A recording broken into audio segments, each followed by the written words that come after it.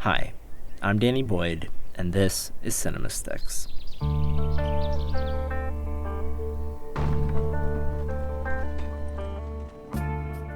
So, Robert Eggers' 2015 The Witch wasn't budgeted like your typical debut horror flick. Most of its competition will never see half of the $4 million it cost to make, and most of the rest wouldn't need to. But The Witch is not typical. Then take your leave. It's period. Trouble us no further. And to make a 17th century anything look this good for this little, well, that's witchcraft. Costumes, makeup, sets, props, experts. All the time and expenses of a period production get multiplied. It's why financiers rarely finance them, and why independent filmmakers can rarely make them. Save my children. So, how do you make them? I beg thee by Christ.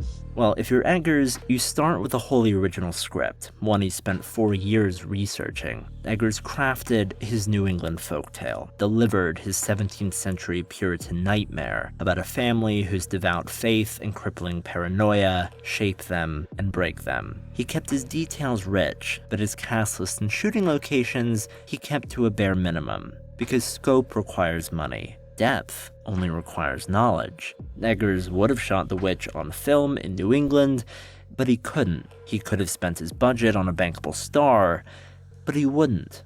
Eggers hired relative unknowns for the time and shot in Canada, because relative unknowns cast because they can read your archaic dialogue. Corruption.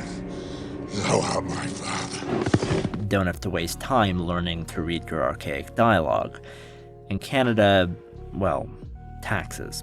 Know your limits, don't show your limits. For Eggers, compromising your vision is not the same as compromising in order to achieve it. But the language, the performances, the costumes, the locations, it all means nothing if you can't capture it properly. Authenticity is Eggers' calling card, but it's his cinematographer Jarin Blashke who answers the phone.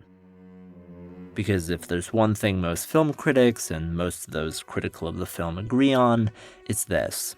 The Witch looks damn fine, but it also looks damn natural. Sunlight for days, candlelight for nights. Because you may not be able to shoot your movie like a 17th century Puritan, but you can still light it like one.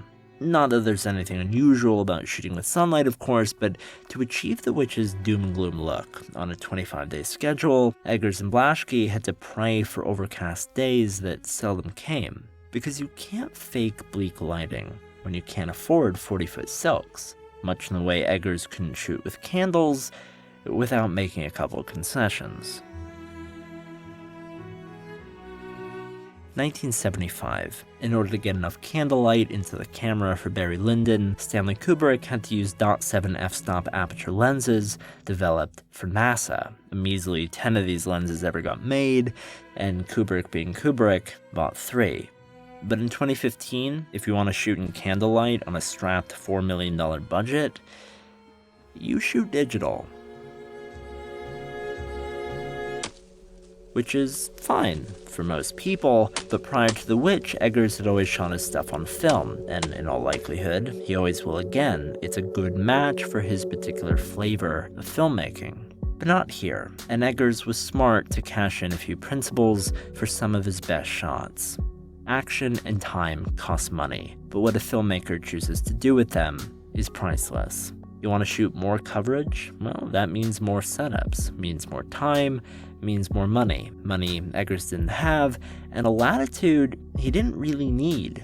Instead of capturing everything in 15 oblique zooms and angles, Eggers and Blashke just shot longer takes of more isolating close-ups and more paralyzing wides. And they did it all in 1/6/6. This isn't an exceedingly rare framing. In fact, Kubrick used it a lot. It's a standard in Europe, But for Eggers and Blashke, it was an important framing, because it was the boxiest framing they could compose in and still hope for distribution. See, the wide crops we're all used to today, well, they aren't exactly new, but they are a departure from where we started. To Eggers, a more boxy frame is more timeless. Some might call it retro, but a cinematographer would tell you it serves Eggers' story. After all, a taller aspect ratio is just better when filming trees. It's more claustrophobic when shooting interiors, and it's better suited to capturing the dynamics of an ensemble in a single, well-staged shot. Filmmakers are choice makers. A good decision can cost less than a bland one. Hell, a great decision might not cost anything. And yeah, we've seen more important movies for less money. We've seen train wrecks for egregiously more. But the greatest directors all started somewhere, and if they didn't finance their own sub-$20,000 feature debuts first, then they were handed modest budgets and did with them something unexpected. Love it, hate it, Eggers made the film he wanted to make. He won 2 Spirit Awards for his efforts, shot one of the most visually staggering indies of the past decade, and he did all that he did for $2 million less than Tommy Wiseau's The Room. How much is it? It'll be $18. Here you go. Keep the change. Hi, doggy. You're my favorite customer. Thanks a lot. Bye. Bye-bye. What a story, Mark. Yeah, you can say that again. I'm so happy I have you as my best friend, and I love Lisa so much. Yeah, man. Yeah, you are very lucky.